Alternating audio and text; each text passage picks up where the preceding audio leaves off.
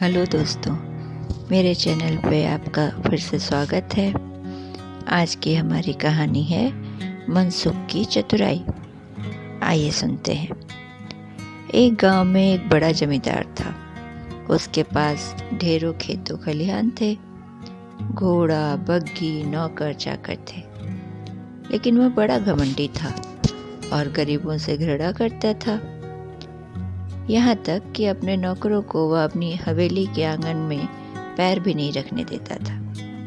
वह सोचता था छोटे लोग मूर्ख होते हैं। जो भी नौकर आता वह घर के बाहर खड़ा होकर ही बात करता। नौकर उसके इस व्यवहार से बहुत दुखी थे। वे भी मौका लगते ही जमींदार का नुकसान कर दिया करते थे। मेहनत से काम नहीं करते थे और खेतों में भी समय खराब करते थे। उन्हीं दिनों जमींदार ने एक नया नौकर रखा। उसे जब जमींदार की हकीकत पता चली तो उसे बड़ा दुख हुआ, मगर उसने मजदूरों को भी डांटा। ठीक ढंग से काम न करके तुम मालिक का ही नहीं अपना भी नुकसान करते हो। हमें मालिक को रास्ते पर लाना ही होगा। उसकी बात सुनकर सारे नौकर हंस पड़े। हंसो मत, दरअसल हम डरपोक हैं, इसीलिए मालिक का अत्याचार सहते हैं। अगर इंसान में बुद्धि हो तो वह सब कुछ कर सकता है। जिस मालिक के विषय में तुम लोगों का कहना है कि वह हमसे नफरत करता है, अगर तुम कहो तो मैं अपनी चतुराई से उसी मालिक के साथ बैठकर खाना खाकर दिखाऊं। मनसुख लाल क्यों हवा में बातें कर रहा है? अगर तुम्हें विश्वास ना हो तो लगाओ शर्त, मनसुख ने कहा। यदि मैं तुम्हें कल मालिक के साथ बैठकर खाना खाकर दिखाऊं तो तुम मुझे क्या दोगे? हम सब मिलकर तुझे 500 रुपए देंगे, दीनू ने कहा। क्यों भाइयों? हाँ ठीक है, चलो मंजूर। अगले दिन दोपहर को भोजन के समय मनसुख मालिक के घर पहुंच गया। उसे देखते ही चौकीदार बोला, चल भाग यहाँ से। अरे भाई चौकीदार, मुझे मालिक से एक जरूरी बात करनी है, मनसुख ने कहा। मुझे बताओ क्या बात है? तुम्हें नहीं, यह बात सिर्फ मालिक को ही बताई जा सकती है, मनसुख ने कहा। अगर तुमने मुझे मालिक से मिलने नहीं दिया तो सोच लो, नफे नुकसान के मालिक तुम होगे। यह सुनकर चौकीदार डर गया और भागा भागा मालिक के पास पहुंचा। उल्टे पैर ही वह वापस आया और बोला, चलो मालिक तुम्हें बुला रहे हैं। मनसुख चौकीदार के साथ जमींदार के कमरे में पहुंचा।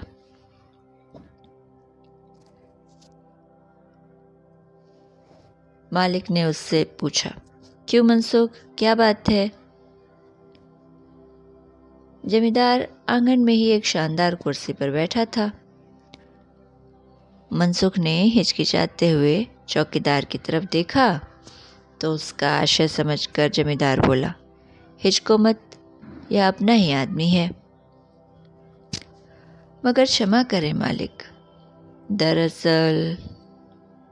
मनसुख पुनः हिचकिचाया तो जमींदार ने उसे बाहर जाने का इशारा किया। चौकीदार के बाहर जाने के बाद उसने कहा, अब कहो क्या कहना चाहते हो?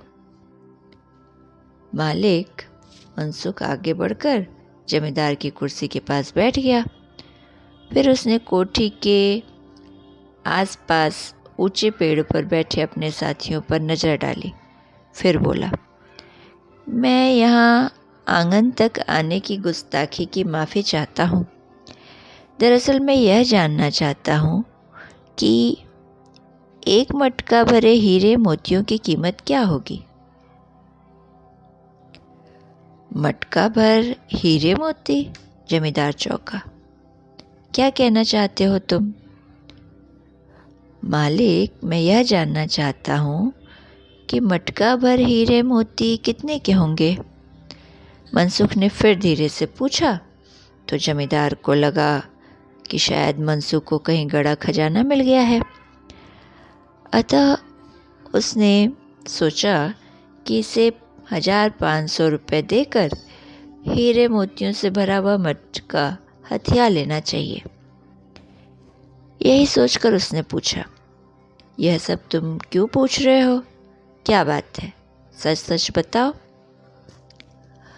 मनसुख ने एक गहरी सांस ली और उठकर खड़ा हो गया और बोला, मालिक, अगर आपको मालूम नहीं है तो कोई बात नहीं, मैं बाजार जाकर किसी जौहरी से पूछ लूँगा। मैं तो ये सोचकर आपके पास आया था कि शायद आपको मालूम हो। खैर कोई बात नहीं, मुझे बहुत तेज भूख लगी है। घर जाकर पहले मैं खाना खाऊंगा, फिर बाजार जाऊंगा। मामला हाथ से निकलते देख जमींदार सकपकाया और जल्दी से कुर्सी से उठकर उसने उसका हाथ थाम लिया और बोला, अरे कहाँ जाता है? ज़्यादा भूख लगी है तो यहीं खाना खा ले, मैं अभी तेरे लिए बढ़िया खाना मंगाता। कहकर जमींदार ने नौकरों को खाना लाने का आदेश दिया। यह खाना खाने का समय तो था ही, अतः उसने बरामदे में ही एक मेज पर अपने और मनसुख के लिए खाना लगवा दिया। दरअसल वह लालच में अंधा हो गया था। उसे तो अब केवल हीरे मोतियों से भरा मटका ही दिखाई दे रहा था। तुरंत खाना लग गया। मेज के कोने पर जमींदार बैठा और दूसरे पर मनसुख। दोनों खाना खाने लगे। भोजन बड़ा ही स्वादिष्ट था। देशी घी में बनी सब्जियां, दालें, चावल, रायता, सलाद, पापड़ और खीर। ऐसे भोजन की तो मनसुख कल्पना ही कर सकता था, मगर आज वह अपनी चतुराई से ऐसा भोजन खा भी रहा था। उसने छक कर खाया। वाह वाह, बड़ा स्वादिष्ट भोजन है।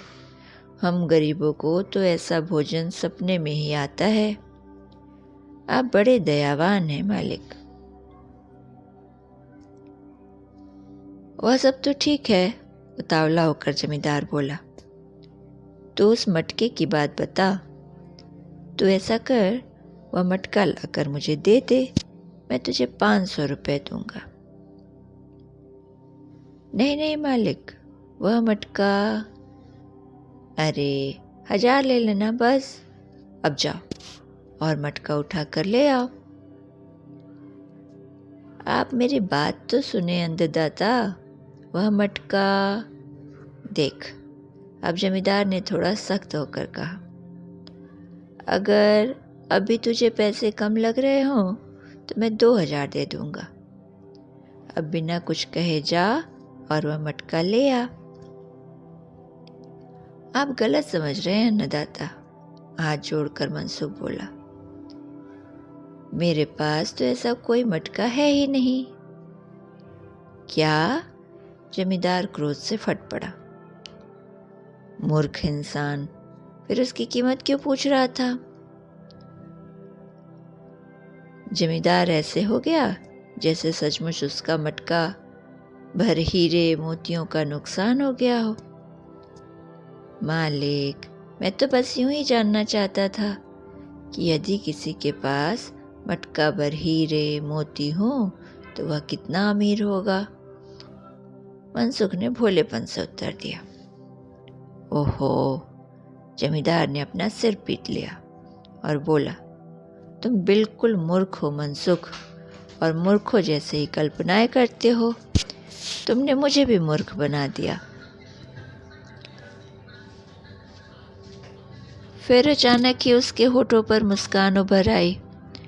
उसे मुस्कुराते देख मनसुख की हिम्मत बढ़ गई और वह मुस्कुराते हुए बोला, मालिक, हम गरीब लोगों की भी कुछ इच्छाएं होती हैं, जैसे आप बड़े लोग सपने देखते हैं। दरअसल आपके व्यवहार से हम सभी लोग डरे रहते हैं।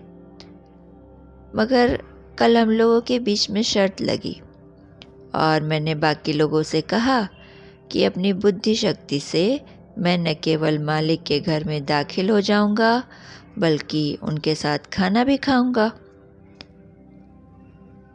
इस प्रकार मनसुख ने जमींदार को पूरी बात बता दी। मनसुख की बुद्धिमानी देखकर जमींदार बेहद खुश हुआ और बोला, मनसुख, आज तुमने मेरी आंखें खोल दी। मैं तो समझता था कि संसार में हम पैसे वाले ही बुद्धिमान होते हैं। मैं तुमसे बेहद खुश हूँ। तुम शर्त तो जीते ही हो, मेरी तरफ से इनाम पाने के भी हकदार हो। यह लो, यह 500 रुपये मेरी तरफ से रखो, यह तुम्हारी चतुराई का इनाम है। मालिक, हम आपके सेवक हैं, हमें इनाम नहीं चाहिए, आपकी कृपा चाहिए। आप यदि हम पर मेहरबानी करना ही चाहते हैं तो यह करें कि हमारे बच्चों के लिए स्कूल खुलवा दें, ताकि वे भी पढ़ लिख कर अपना जीवन सुधार लें। मनसुख की बात सुनकर जमींदार बेहद खुश हुआ और उसने उसी समय गांव में पाठशाला और एक छोटा सा अस्पताल बनवाने की घोषणा कर दी। उसका व्यवहार बदल गया। अब वह मजदूरों से दोस्तों जैसा व्यवहार करता था। सच ही तो